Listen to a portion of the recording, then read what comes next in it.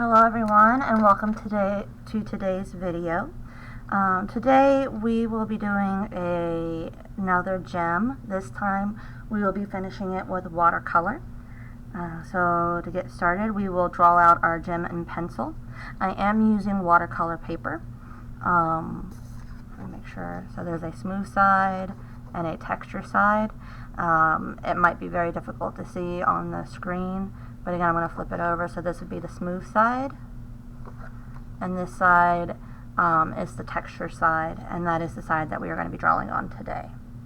So my first step is going to be to go ahead and draw out the gem.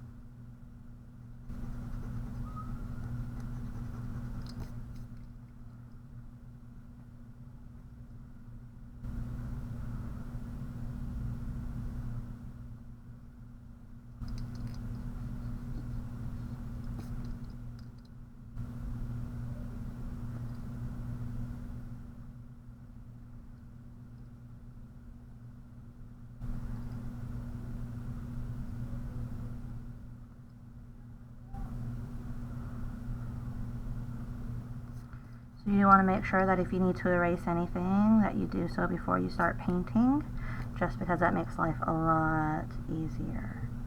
Alright, so we have our gem drawn.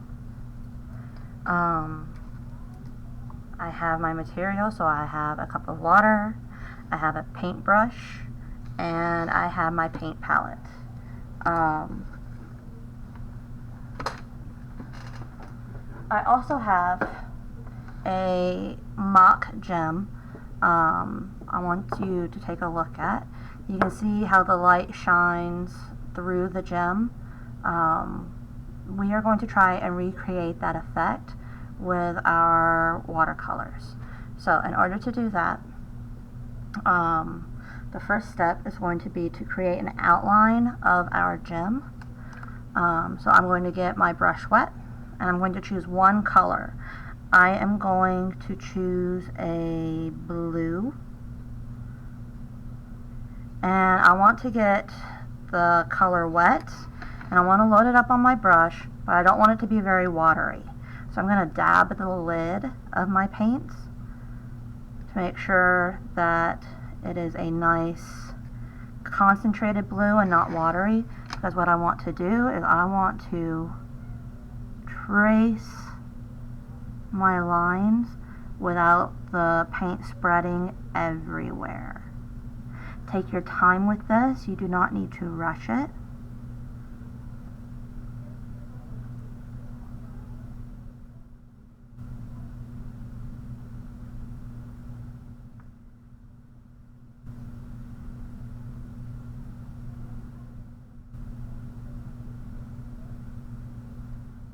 It does not have to be perfect.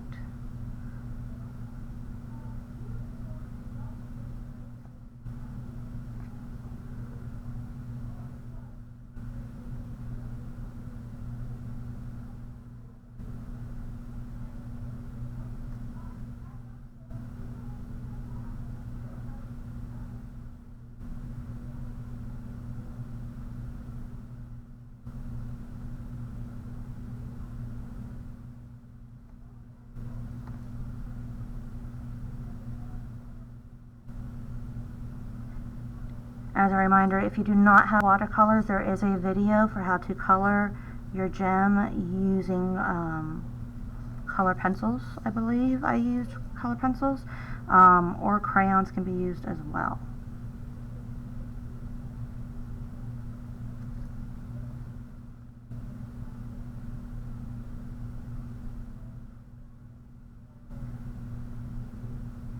Alright, I have now traced my shape with the watercolors.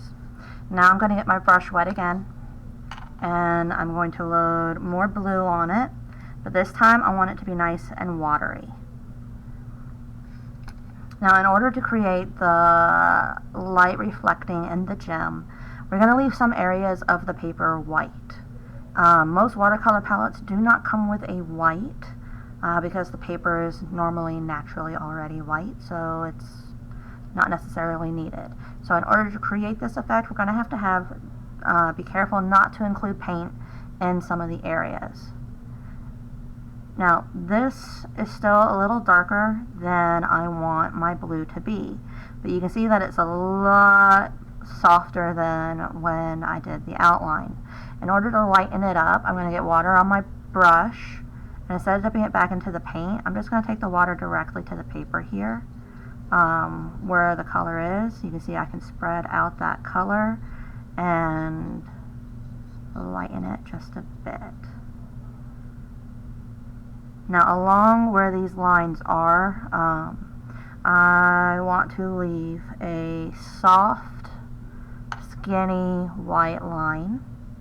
It doesn't have to be on every line, and it does not have to be complete. It can be interrupted. This is just light reflecting off of the edge of the gem, and that's okay.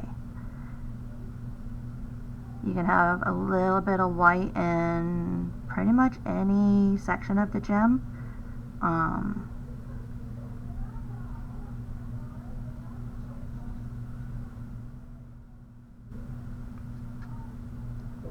Again, we're only using one color at the moment. We will introduce a second color, but after we have laid the groundwork.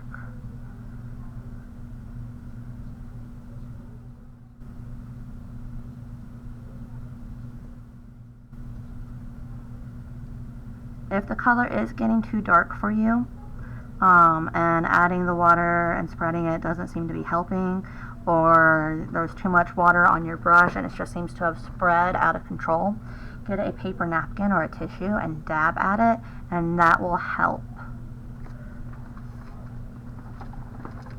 For example,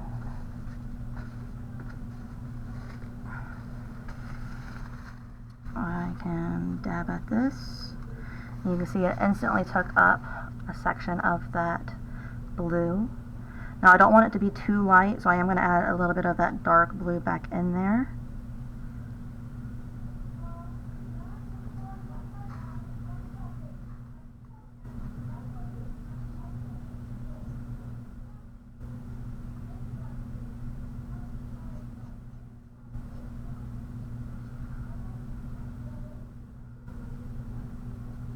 And if it's overall just too dark, you can go and you can add water into it, and it'll help spread out some of the color. And again, you can take that paper towel or napkin or tissue and dab at it to pick up some of that color.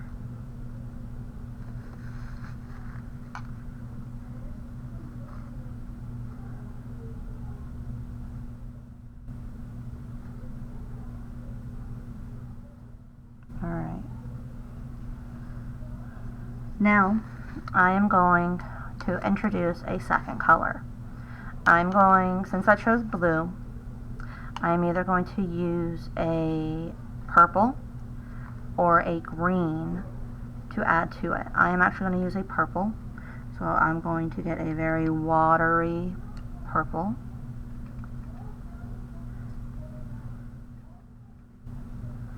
And I'm going to introduce some purple to this gem in the darker areas.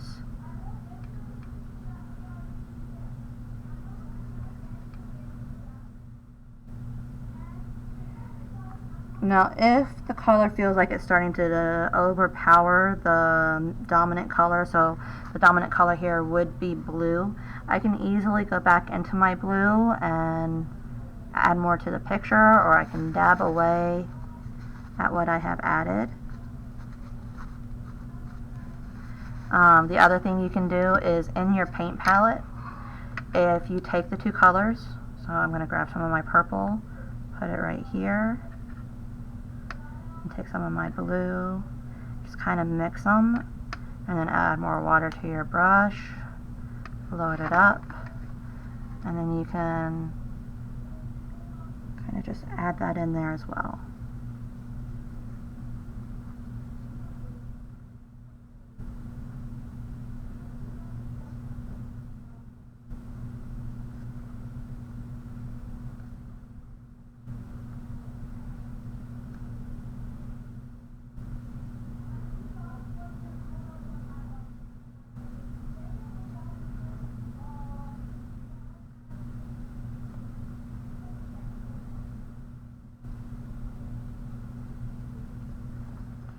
Alright,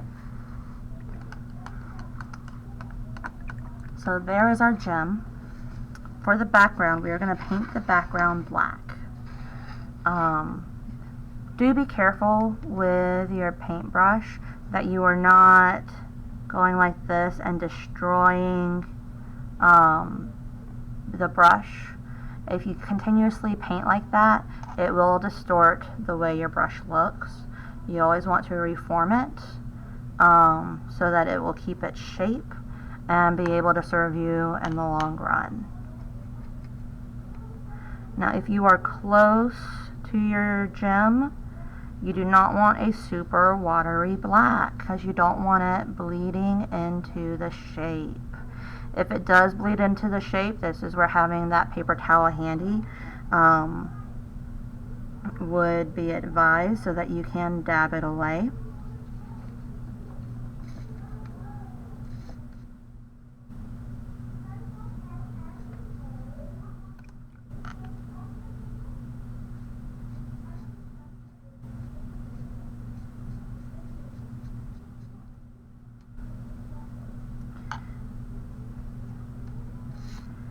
If you have multiple paintbrushes, after you have done the black that's nearest the gem and you want to switch to a larger brush, you can. That will help save you in time. But if you don't, just take your time, fill in those spaces.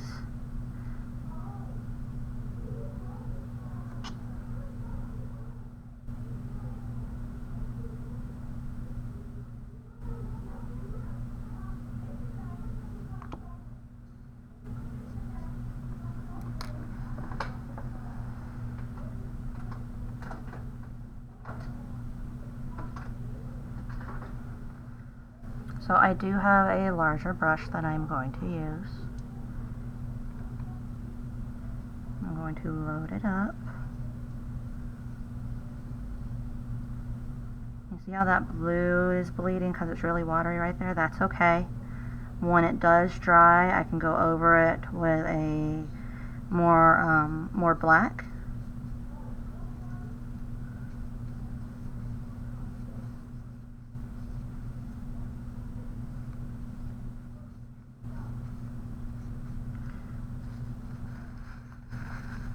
And like I said, having that paper towel handy will help.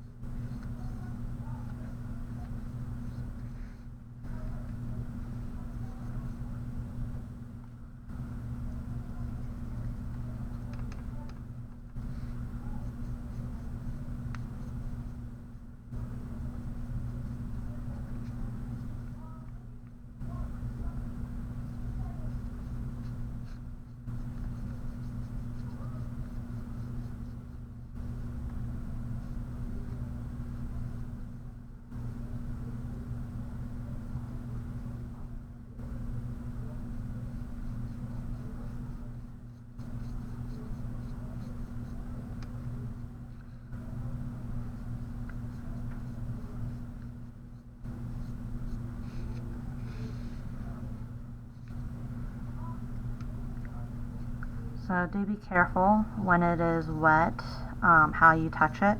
As you can see, I touched it with my fingers, and because it was so wet, it left beautiful little fingerprints that I did not want.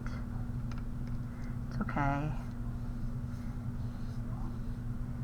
I'm gonna go in, finish up the black.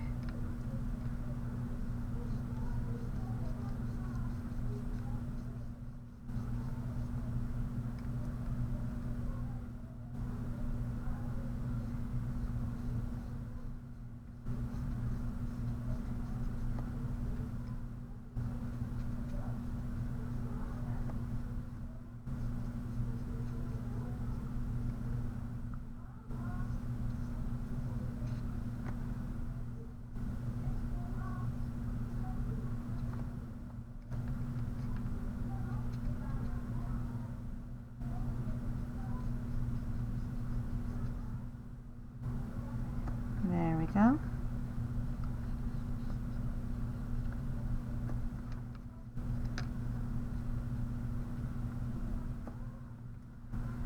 Alright, so there is one more step to this, and that is, it is technically optional. If you have a black fine point Sharpie or pen, I will show you what to do. Just let me grab mine real quick.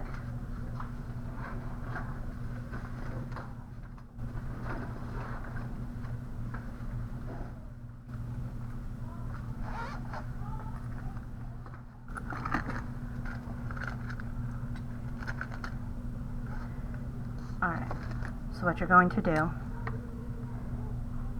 is when it is dry, you're basically just going to trace your lines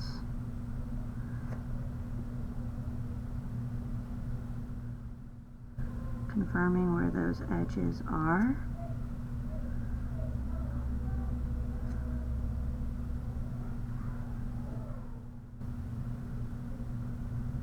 Just like that.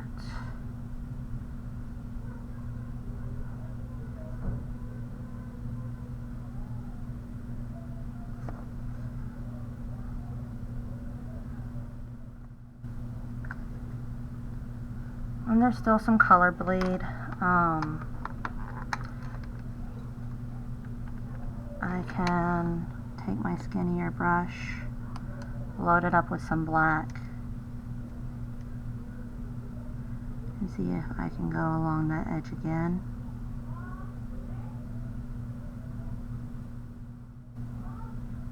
There we go.